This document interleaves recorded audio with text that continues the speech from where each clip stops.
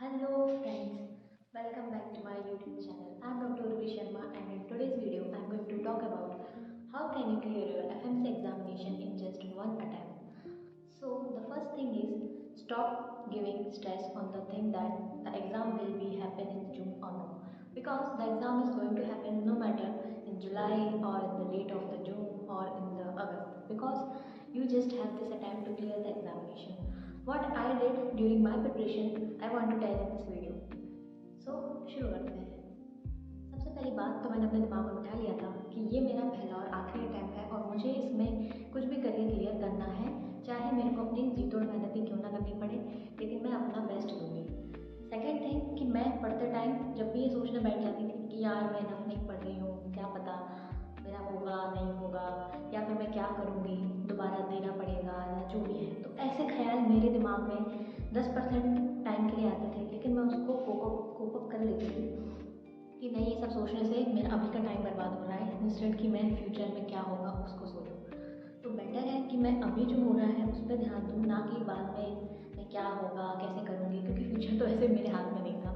War के बाद मैंने एक चीज़ सीखी अपनी लाइफ में कि तुम जो कुछ कर सकते हो अभी कर सकते हो, इसी मोमेंट में कर सकते हो, तो हमेशा अपनी गट फीलिंग पे, अपने प्रेजेंस ऑफ माइंड पे और अपने जो भी तुम्हारा दिल एक चीज़ को कहता है ना कि हाँ ये कर लेना चाहिए, तो वो उसको कर लेना चाहिए। तो द फर्स्ट थिंग कि अपने माइंड को एकदम क्लियर रखो और अपने गोल को क्लियर रखो कि तुम अपने आप को कितने मौके देना चाहते हो, क्योंकि हम सबको पता है हमारी प्रिपरेशन लेवल क्या है। हम एक बार में कर सकते हैं, हमको 12 महीने लगेंगे या हमको 2 साल और लग सकते हैं। तो जिसको जितना टाइम लगेगा, जिसको जितनी कम नॉलेज होगी, उसको उतना टाइम लगेगा उस चीज़ को क्लियर करने में। लेकिन आप कुछ भी पॉसिबल कर सकते हो इन 6 महीनों में, पढ़ के मेहनत करके, दिन रात एक करके। दिन रात एक करना मीन्स मान लो आप 6 घंटे की स्पीड से पढ़ते हो तो आपको 12 महीने लग सकते हैं, पर अगर आप उसको 12 घंटे की स्पीड से पढ़ोगे पर डे, तो आप उसको 6 मंथ में कर लोगे, है ना। इसी तरीके से आप ले सकते हो। तो मैंने जो गलतियाँ नहीं की या मैंने जो गलतियाँ और मैंने की हैं अपने प्रिपरेशन के दौरान, वो मैं आपको यहाँ पे शेयर करना चाहती हूँ। तो द पहली चीज़ जो है कि मैं सोचती बहुत थी, लेकिन वही है कि मेरी जो पढ़ने का तरीका था वो बहुत अच्छा था। मैं जो भी पढ़ती थी वो मैं उसको कॉन्सेप्टली समझती थी, कंसेप्चुअली कि हाँ इसमें क्यों हो रहा है, कैसे हो रहा है, और एक बार पढ़ के मुझे याद रह जाता था। फिर जो भी मेरे रिविजन्स होते थे वो दोस्तों से डिस्कस करके होते थे। लेकिन मेरी जो सबसे बड़ी गलती रही है कि मैंने अपने नोट्स को बार बार रिवाइज नहीं किया जितना मुझे करना चाहिए था। अगर 5 to 6 टाइम्स मैंने अपना नोट्स रिवाइज किए होते तो मेरे बहुत अच्छे स्कोर आते जितना मैंने एक्सपेक्ट किए थे। लेकिन हाँ, मैंने गलतियाँ भी बहुत की थी, लेकिन फाइनली मैं पास तो हो गई इस एग्जामिनेशन को। तो मैं बस ये कहना चाहती हूँ कि आप अपने ऊपर भरोसा रखो। पेपर ज़रूर होगा, जून में हो, जुलाई में हो, चाहे अगस्त में हो, और आपके पास ये लास्ट चांस है इस पेपर को देने का, और शायद दिसंबर में मौका मिले। उसके बाद क्या होने वाला है नेक्स्ट साल वो तो किसी को भी नहीं मालूम है। और एनएमसी को तो आप जानते ही हैं, हमारे पेपर के दौरान भी कोई पहली बार में पेपर नहीं हुआ था। 17 दिसंबर की डेट थी, फिर वो 4 दिसंबर की हो गई, उसके बाद में वो चेंज होकर 20 जनवरी की हो गई। तो आपको भी मालूम है कि एनएमसी वाले कुछ भी कर सकते हैं, तो उन पर भरोसा करने की जगह आप अपने आप पे भरोसा रखिए। क्या आपकी प्रिपरेशन इतनी अच्छी है कि आपका एक बार में एग्ज़ाम क्लियर हो जाएगा, या फिर आप अपने आप को इतना कॉन्फिडेंट रखते हैं कि आज कल ही आपका पेपर एकदम से डेट रिलीज़ होती है कि कल आपका एग्ज़ाम है और आप एकदम पेपर दे के क्लियर कर लेंगे? अगर हाँ, तो आप आराम से चिल करिए, धीरे धीरे पढ़िए, जो करना है करिए। लेकिन अगर आपके दिमाग में आता है कि नहीं, अगर कल एग्ज़ाम होता है और मैं ये एग्ज़ाम क्लियर नहीं कर रहा हूँ या नहीं कर रही हूँ, तो आप ज़रा सोचो कि आपने इन 6 महीनों में क्या किया है। सिर्फ ये वेट करते रहे कि फॉर्म नहीं भरा रहा तो पेपर नहीं होगा। अरे पेपर तो ज़रूर होगा। आपकी प्रिपरेशन कहाँ तक पहुँच गई है इन 6 महीने में, अपने आप से वो पूछिए। और अगर आपको अभी भी लगता है कि प्रिपरेशन नहीं है, मैं नहीं कर पाऊँगा क्लियर, तो अभी अभी के अभी अपना एक अच्छा टाइम टेबल बनाइए। 1 महीने के अंदर ऐसे पढ़िए कि जून का एग्ज़ाम हो रहा है 15 जून को मान के, उस अकॉर्डिंग टाइम टेबल बनाइए और पढ़ना शुरू कर दीजिए। और बिल्कुल भी टाइम वेस्ट करने की आपको ज़रूरत नहीं है। मॉर्निंग में उठिए, क्योंकि गर्मी का टाइम है, इसलिए मॉर्निंग में अच्छे से याद हो जाएगा। तो 6 से 10 तक अपना जो भी नोट्स उठाते हैं बिग सब्जेक्ट का, big 4 means obs gynae, surgery, medicine और क्या बोलते हैं पीएसएम, 4 चीज़ों को आपको सबसे पहले मॉर्निंग में 2-2 घंटे देना चाहिए। उसके बाद में 10 से 12 आप थोड़ा सा नाश्ता पानी चिल करके तैयार होके 12 बजे से 2 के बीच में जीटी दे लीजिए, या फिर कोई भी मिनी टेस्ट लगा लीजिए और अपनी एक प्रोग्रेस देख लीजिए कि हाँ कितना पहुँचे। उसके बाद में दोपहर के टाइम में आप पढ़िए स्मॉल सब्जेक्ट पढ़ने का बेस्ट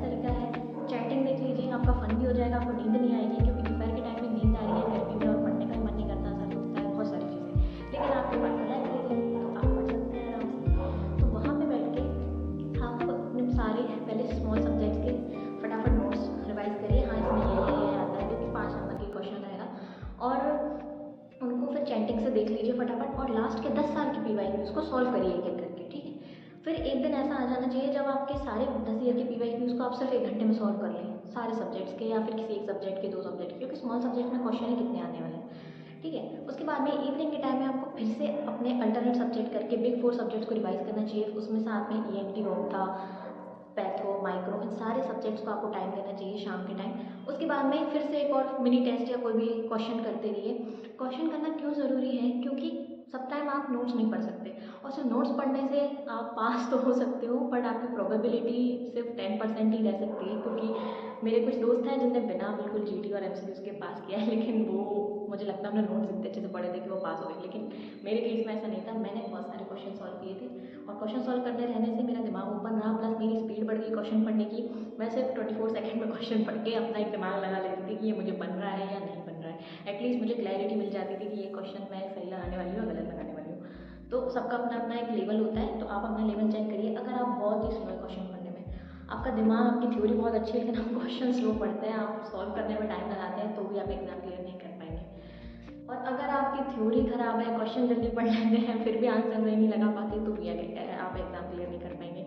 तो आपको अपना परफेक्ट एक तालमेल बनाना है। क्वेश्चन पढ़ना भी सही टाइम पे है, थ्योरी सही अप्लाई करना भी सही टाइम पे है, और बिल्कुल विथिन 30 से 40 सेकंड में आपको एक क्वेश्चन करेक्ट मार्क करके आगे बढ़ जाना है, क्योंकि आपको रिव्यू का टाइम नहीं मिलेगा वहाँ पे। प्लस कंप्यूटर बेस्ड है ना, तो आपको लगेगा कि आप रिव्यू कर लोगे, पर सच बात ये है कि आप जब रिव्यू करने जाओगे तो आप उसको सबमिट ही कर दोगे, आप रिव्यू नहीं करोगे उतने अच्छे से, और कोई भी नहीं कर पाता है। इसलिए फर्स्ट थिंग जो दिमाग में रखनी है कि पहली बार में क्वेश्चन पढ़ो, और हमारे दिमाग जो चूज़ करता है वो ऑलमोस्ट सही होता है, उसको चेंज ना करें। बिकॉज आंसर चेंज करने के बाद में मैंने खुद ने 20 से 25 गलतियाँ करी हैं, जो मुझे बहुत ज़्यादा रिग्रेट है इस चीज़ का कि मुझे नहीं करना चाहिए थी, लेकिन कोई बात नहीं, हो जाता है एग्जाम में। लेकिन इन चीज़ों से, इन गलतियों से आप सीखें। अपना आंसर चेंज नहीं करना है आपको, क्योंकि माइंड में जो पहली बार आंसर आता है वही सही होता है, और अगर वो गलत भी है तो इसका मतलब आपको क्वेश्चन नहीं आता है। तो ये जो बिगेस्ट मिस्टेक है जो हर बच्चा करता है आंसर चेंज करने की, वो ना करें।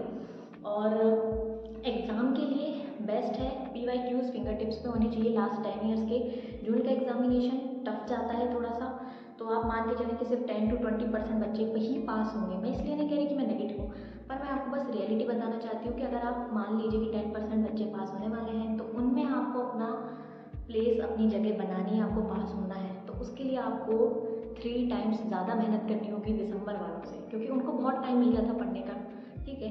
आपको कम टाइम मिला है और आपकी डेट भी नहीं आई, तो आप डबल स्ट्रेस में है ना। और कुछ लोगों का जिनका नहीं हुआ है, वो लोग दोबारा से पढ़ रहे हो, सेम चीज़ बार बार पढ़ने में पता ही है कितनी डिफिकल्टी आती है। इसलिए अपना माइंड एकदम काम रखें। ऑलरेडी गर्मी है तो पैनिक्स आउट हो रहे हैं, पढ़ने में मन नहीं लग रहा है, बिल्कुल मज़ा नहीं आ रहा है, तो ज़्यादा से ज़्यादा फ्लूइड्स और फ्रूट खाएँ। AC या फिर कूल प्लेस में पढ़ने बैठें, ताकि आप आधे घंटे में भी कवर अप ज़्यादा कर पाएँ, है ना। और अपने आप को स्ट्रेस बिल्कुल नहीं देनी है, ज़्यादा से ज़्यादा MCQ सॉल्व करने हैं, GT की प्रैक्टिस करनी है, क्योंकि अब GT का टाइम आ चुका है। अब टाइम नहीं है कि आप वीडियोस देखो, आप नोट्स बनाओ, क्योंकि ये सब आपको इन पास्ट 6 मंथ्स में कर लेना चाहिए था।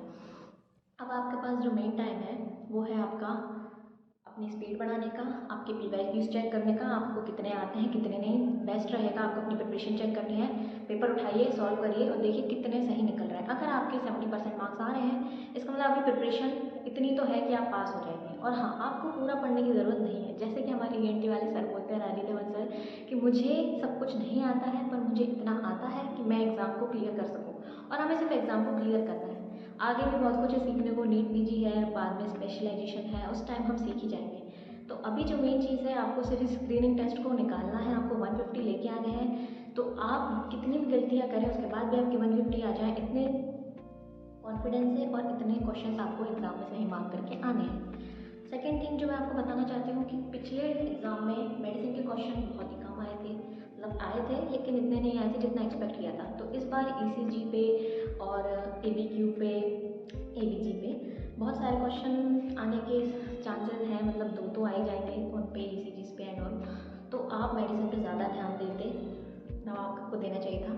और अगर आपने नहीं भी दिया है तो अभी भी टाइम है कि आप रिवीजन वीडियोस देख सकें, और दीपक मारवा सर के यूट्यूब पे जितने वीडियोस चले हैं क्वेश्चन सॉल्विंग के, वो आप देखें। एंड थर्ड थिंग मैं आप जो उनको हाईलाइट कराना चाहती हूँ कि मैंने लास्ट में लाइब्रेरी में जब 1 मंथ लगाई, तो मैंने क्या किया, मैंने सारे जितने भी यूट्यूब पे क्वेश्चन वाली वीडियोस थे उनको सॉल्व किया। जो मिस्ट्री 25 क्वेश्चन की सीरीज़ होती है वो मैंने ज़रूर सॉल्व करी, उसमें से काफ़ी क्वेश्चन आते हैं वैसे कि वैसे सिमिलर दे देते हैं, क्वेश्चन का डायग्राम तक सेम होता है, ऑप्शन चेंज कर देते हैं। तो आप समझ लीजिए आपको पके पका 50 क्वेश्चन तो वहाँ से सीधे सीधे आएंगे पेपर में, और अगर आपने पूरे 19 सब्जेक्ट के क्वेश्चन किए तो हर समझ लीजिए एग्जाम में 100 क्वेश्चन तो उसी में से आने वाले हैं। उसके बाद में PYQs बहुत ज़रूरी है सॉल्व करना। एंड NLC की जो चैटिंग है वो बहुत ही अच्छी है, अगर आपने सारे सब्जेक्ट की चैटिंग 3 बार देखी और आपको वैसे भी याद आने लगती है पैथोलॉजी में बाकी चीज़ों में, तो आप समझ लीजिए कि आप पास होने वाले हैं। अब रही बात कि नोट्स की रिवाइज कैसे करें पूरा नोट्स, तो आपको पूरा नोट्स रिवाइज नहीं करना है। आपको जो MCQs क्वेश्चन आ रहे हैं जिन टॉपिक्स पे जो आपको पता है हाई यील्ड टॉपिक्स हैं, क्वेश्चन उन्हीं पे आएंगे, आपको अपने नोट्स में से देखना है और सिर्फ उसी टॉपिक को रिवाइज करना है। बिग 4 में आप कुछ मत छोड़िए, लेकिन जो स्मॉल सब्जेक्ट्स हैं ENT, ऑप्था, एनआर्ट, बायोकेमिस्ट्री, इनमें पूरा पूरा पढ़ने की ज़रूरत नहीं है। इसमें सिर्फ आपको स्पेसिफिक पढ़ना है। मैं नेक्स्ट वीडियो बना दूंगी, आपको उसमें क्या क्या देखना चाहिए वो आप उसमें देख लेना। लेकिन अभी आप लोग होप ना छोड़ें, पेपर ज़रूर होगा और आप लोगों को अपनी प्रिपरेशन चेक करने का मौका दोबारा नहीं मिलने वाला, इसलिए कल ही एक GT या मिनी टेस्ट या कोई भी एक PYQs का टेस्ट सेट करके आप दे दीजिए और देखिए अपनी प्रिपरेशन लेवल कहाँ